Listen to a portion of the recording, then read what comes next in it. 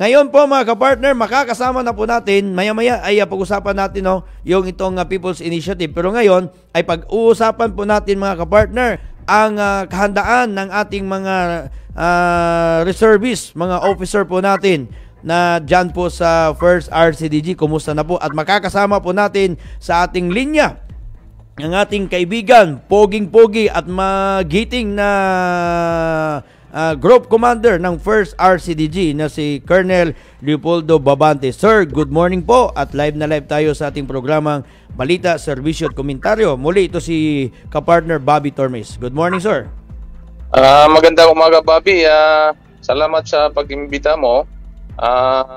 Binabati ko rin lahat ng mga tagapakinig dito sa Northern Luzon, particularly dito sa Region 1, sa mga reservists natin at saka mga ROTC cadets. Magandang umaga. Yes, sir. At kami po'y nagagalak din dahil pinaunlakan nyo po ang aming tawag na kayo po'y aming ma-interview kahit pa sa busy ng inyong mga schedule. But anyway, sir, muli ay nagpapasalamat kami sa inyong oras. Ngayon, sir, ay diretso na namin itanong po, kumusta po pala ang paghahanda ngayon ng First RCDG, lalong-lalo na number 1 doon sa ROTC. Sa pagkakaalam natin, talagang marami na rin gustong mag-join sa ROTC. Lalong-lalo na ang pasukan ngayong June na po, sir. Okay, salamat sa tanong mo, Bobby.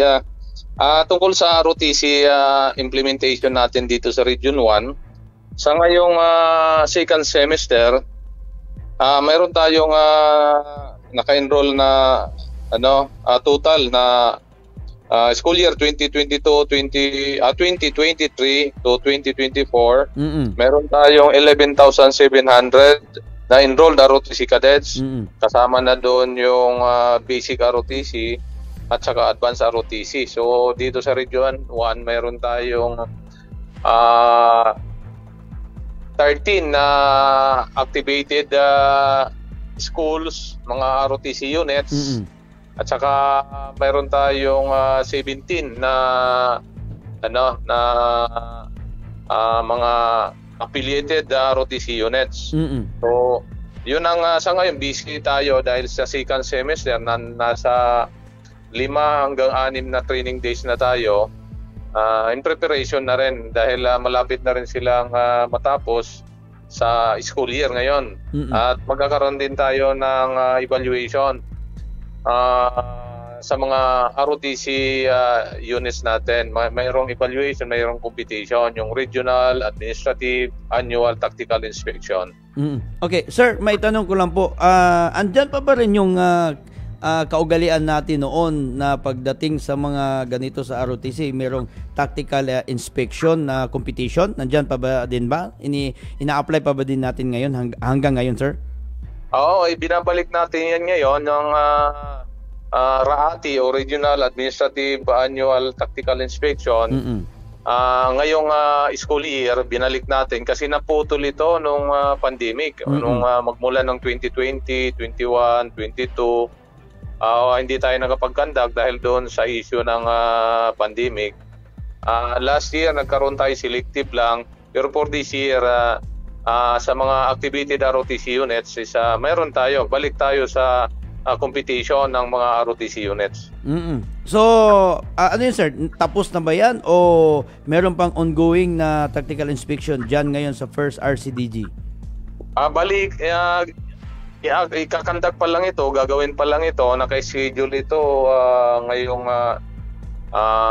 buwan at saka next month. Wow. So kasi kinakandak kasi ito, Bobby, na tactical inspection sa second semester.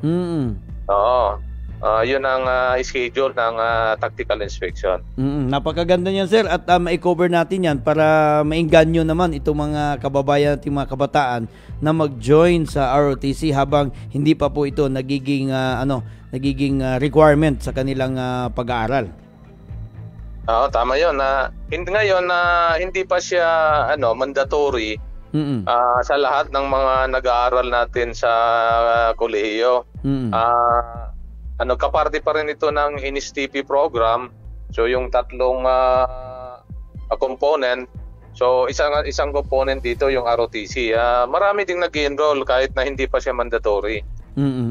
Maganda naman at kung ganun sir, kasi alam mo naman ay marami ding after na sila nag-graduate ay pumapasok din sila sa reservist kasi nakikita nila gaano kahalaga pag ikaw ay dumaan ng mga basic military training. Sir, may iba po tayo. Kumusta po pala ang ating mga basic military training dyan ngayon sa First RCDG? Nagpapatuloy ba? Dumadami ba ang nag-a-apply nito? Mayroon tayong regular na conduct na basic citizen military training.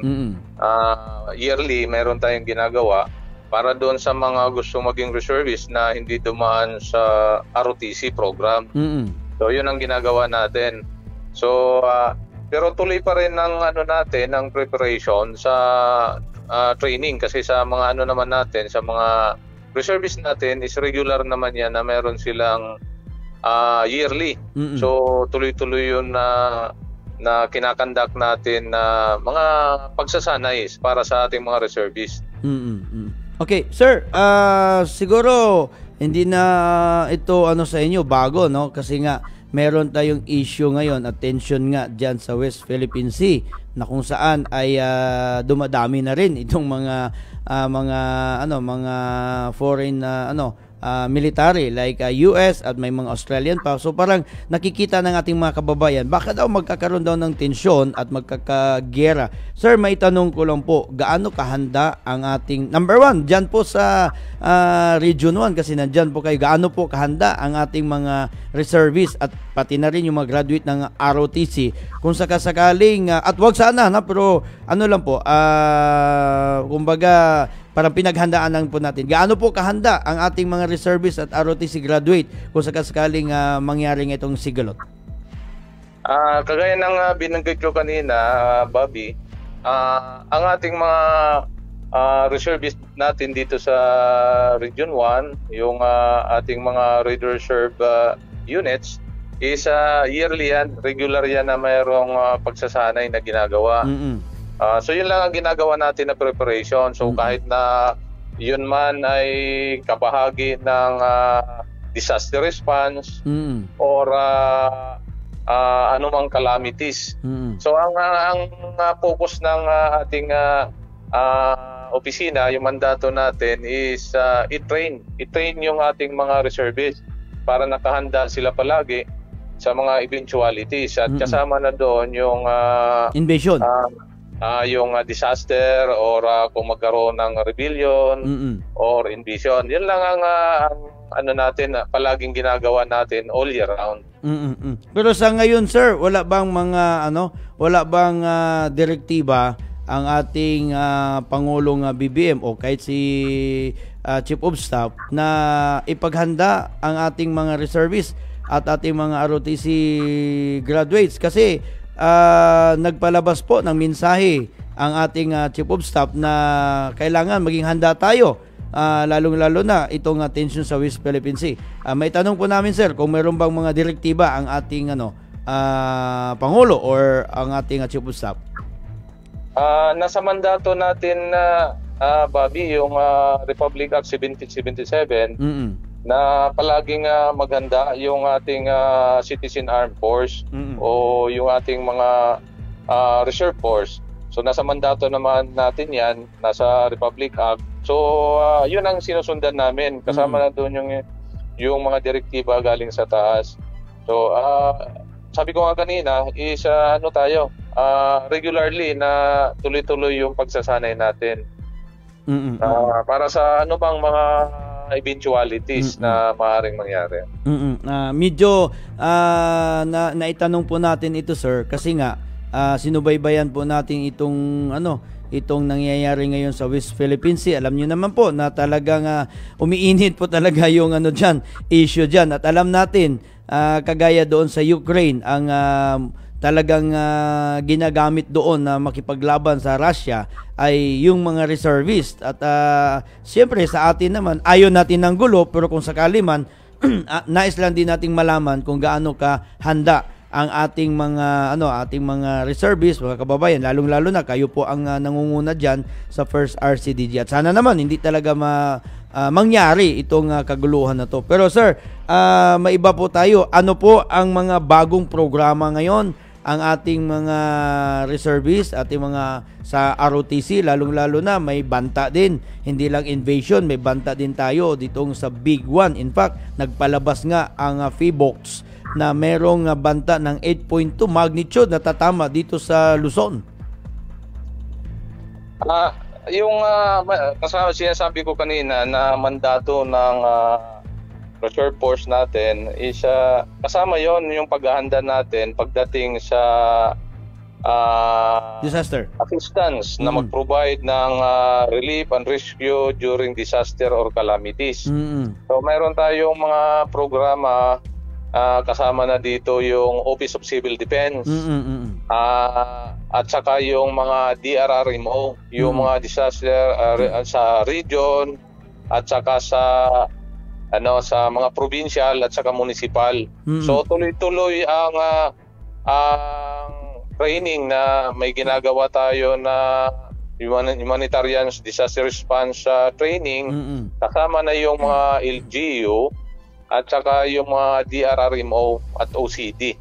So tuloy-tuloy yung paghahanda natin in case na mayroong mga mangyari. Yung ating reserve force is nakahanda mag-assist, nakahandang magbigay ng assistance para sa mga ganitong pangyayari kung sakali dumating. Okay, sir, last na lang po ito. Sir, mga ilang individual kaya ang kung sakaling titipunin ang ating mga reservists, kasama na po ang mga ROTC graduate diyan sa sa Region 1? Mga ilang individual po ito, sir? Sa ngayon kasi ang meron tayong yung enrolled estimated sa lang po, sir. Estimated ko kanina sa second semester is nasa more than 11,000. Wow. So yan ang enrolled ROTC sa buong Region 1. Hindi pa kasama yung mga reservists. So sa naman dito sa mga reservists natin, meron tayong Radio Reserve units, mga Radio Reserve infantry battalions. Bawat probinsya meron tayong mga Radio Reserve infantry battalion, at meron din tayong Radio Reserve infantry brigade. So yun ang mga reserve units natin o mga Radio Reserve units na magsusuporta sa ating regular units sa Armed Forces of the Philippines in case na kailangan nila ng tulong ng additional manpower. Napakagandang yan, sir, ha? Napakagandang tawag nito, paghahanda. Kung sakasakaling meron mang mga calamities, mga disaster or invasion, at least ready po ang ating mga reservists at mga siyempre mga kasundaluhan kagaya ninyo nasa active service, at siyempre doon din sa ating mga ROTC graduate. Okay, sir, maraming salamat Colonel sa inyong panahon. At least nagkaroon din ng kaliwanagan itong mga kababayan natin. Alam naman po natin na talagang sila din ay nangangamba kung sakasakaling magkaroon nga ng isang disaster or invasion, at least man lang andyan din ang ating mga reservists at itong mga graduates sa ROTC. Sir, baka meron kayong gusto pang ipaabot sa ating mga kababayan na hindi natin naitanong sa inyo. Go ahead po. Okay, maraming salamat, Bobby. Salamat sa panahon na binigay mo, na ipaliwanag namin, ipaliwanag ko yung mga programa ng ating first RTDG dito sa Region 1 sa ROTC program, at saka sa ating mga reservists natin. So kasama na doon yung pagbibigay ng assistance ng ating mga reservists in case na magkaroon ng mga disasters or calamities. Yun lang masasabi ko sa ngayon na kasama nga Bobby. Salamat sa oras at binigyan mo ako ng time para magpaliwanag. Okay, maraming salamat din Colonel Leopoldo Babante, sir, dyan sa RCDG sa Region 1, ang ating group commander. Mabuhay po kayo at ingat-ingat po kayo dyan, sir.